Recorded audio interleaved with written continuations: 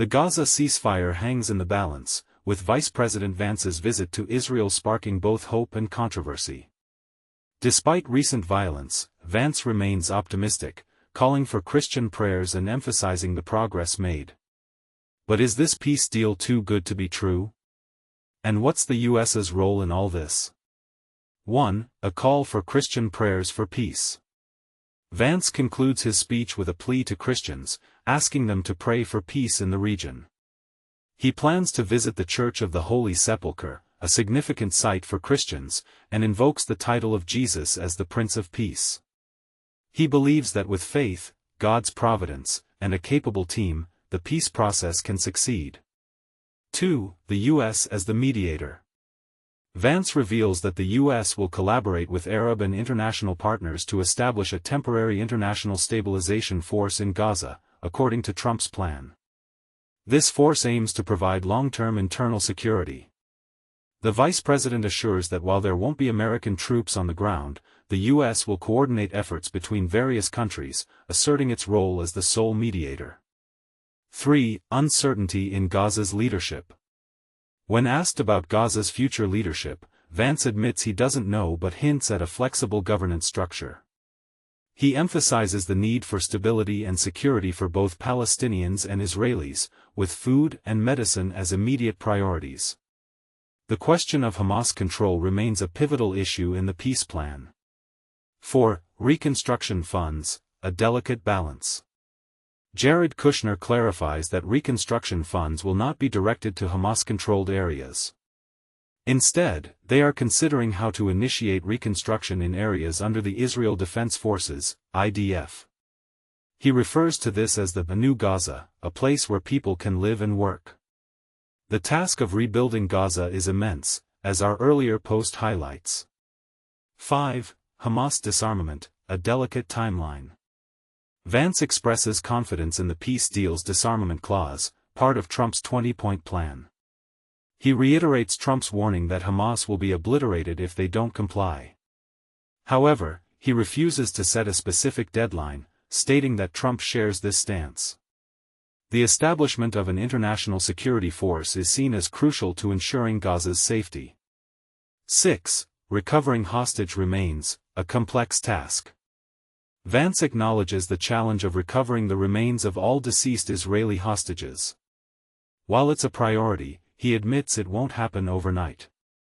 Some hostages are buried under massive rubble, while others' locations are unknown. Patience is needed, he stresses, as the process will take time. 7. A critical moment for the peace deal. Vice President Vance's visit comes at a pivotal moment, as the peace deal enters a new phase. Phase 1 has seen the return of 33 Israeli hostages and the release of over 2,000 Palestinian prisoners.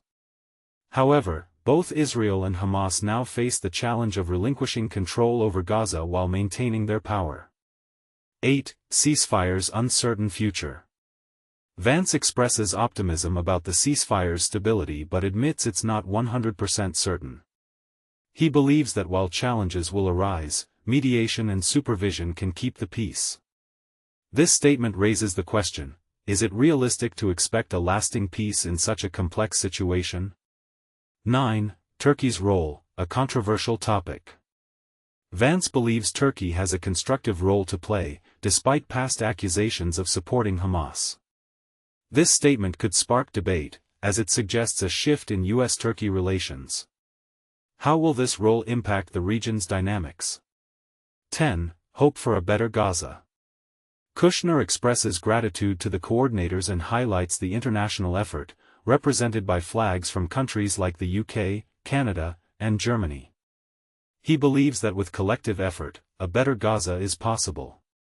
But what does this better Gaza look like, and how will it be achieved? 11. UN-Israel coordination on aid. Kushner praises the strong coordination between the UN and Israel in delivering aid to Gaza, ensuring it reaches the right people. He mentions the new command center's efficiency, promising more progress. Like Vance, he downplays concerns about incursions, emphasizing de-escalation efforts. 12. Meeting hostages and families.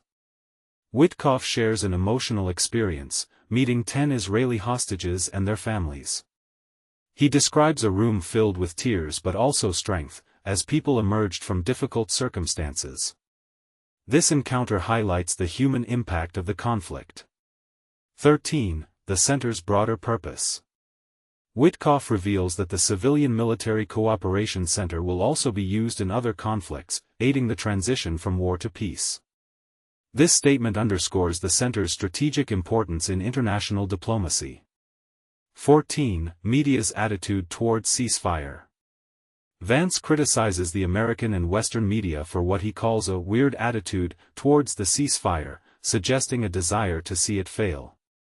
He claims that any act of violence is immediately interpreted as the end of the ceasefire. This media portrayal raises questions about the role of journalism in conflict zones. 15. Center to rebuild Gaza. Vance announces the opening of the Civilian-Military Cooperation Center, a crucial step in Gaza's reconstruction.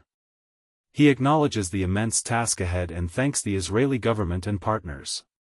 16. Vance's address in Israel. The vice president's speech is highly anticipated, with live coverage available. His visit comes as the Trump administration works to solidify the Gaza ceasefire agreement. 17. The enormity of Gaza's reconstruction. The task of rebuilding Gaza is staggering, with 84% of the Strip in ruins, according to the UN. Some areas, like Gaza City, are up to 92% destroyed.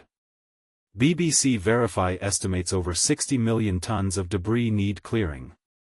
This massive challenge underscores the long road to recovery. 18. Weekend violence shakes ceasefire.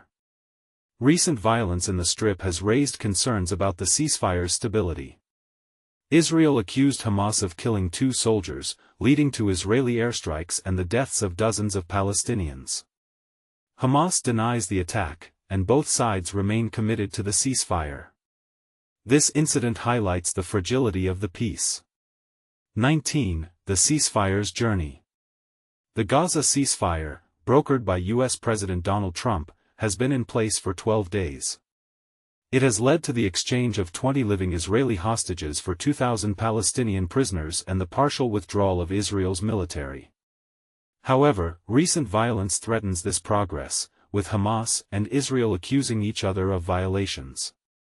20. Vance's mission in Israel. Vance's visit aims to advance the peace process, particularly in pushing for negotiations on long-term issues with Israeli Prime Minister Benjamin Netanyahu.